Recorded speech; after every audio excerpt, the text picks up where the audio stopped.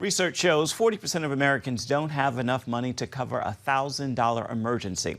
One financial expert wants to change that, and he spoke with our George Thomas about how you can turn your financial situation and savings around no matter your income. Saving money is something we all want to do, but sometimes it's a little tricky with living expenses increasing and emergencies we just did not expect. Financial coach Danny Kofke joins me now with some great advice on making your budget work and save for you. Welcome, Danny. What is the real-life situation for most families and budgets these days? Sure. A recent study showed that 63% of Americans are living paycheck to paycheck. So it is tough. Hopefully we're about to open up. Pandemic is, hopefully winding down and we'll get back to it. But no, I think a lot of people right now are struggling, and some at no fault of their own. How can folks in that category start to turn things around? Give us some of your top tips here.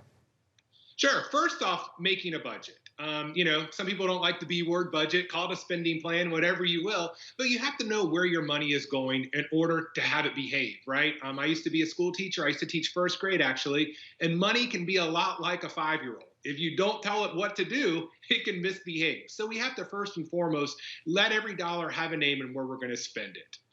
Another thing as well, shop for new insurance. When we moved to Georgia, we kind of got the same homeowners, car insurance, the same company.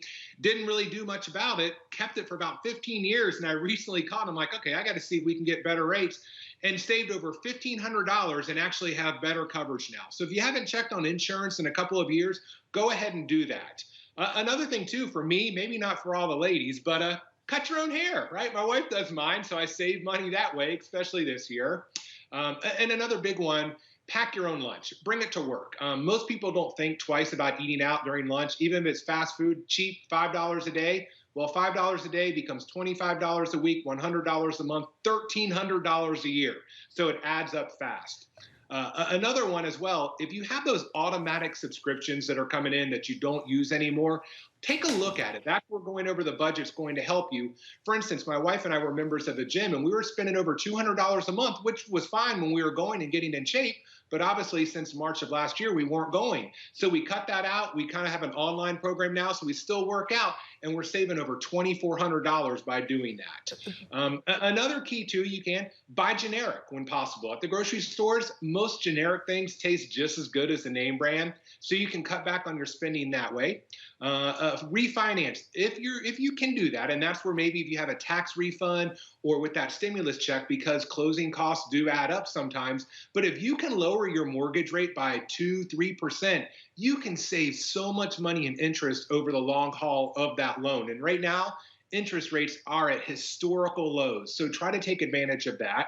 Another area too, if you get it at work with a supplemental retirement plan, if you get a match, that's free money. I mean, many places of employment offer up to a 3-4% match on what you contribute. That's basically 3 to 4% of money that's being handed to you for free. So take advantage of that. That can not only help, day to day, well, really not day to day necessarily right now, but for your retirement to ensure that you're able to stop working when you want to. Another area too, make your own coffee. Right? I know some people, they do like to get that morning coffee out. And if that's you, that's fine. It's just looking back at that budget, you may have to eliminate some other things. And then finally, and this is probably a big one, avoiding retail therapy, right? It's so easy to click buy now on Amazon, especially this past year when a lot of us spent a lot more time at home than we were used to. And we kind of had to bring some enjoyment to ourselves because we were stuck.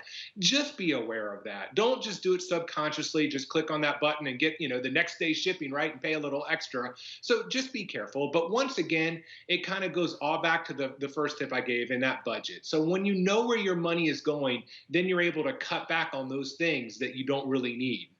All excellent tips. And obviously, these are tips that you have put into practice yourself, doing so on a limited income while your wife stayed home to raise your children, right? Correct. Yeah. At the time, I was a school teacher making about $40,000 a year. My wife, Tracy, was before we had children. And then she stayed home for 8 years, raising our two daughters, Ava and Ella. And here we sit right now, despite living on 42 grand a year for those 8 years. Our only debt is our mortgage, on track for retirement, have an emergency fund in place. But I think most importantly, we live wealthy lives on a moderate income. We're kind of able to do those things we feel that God has put us on earth to do.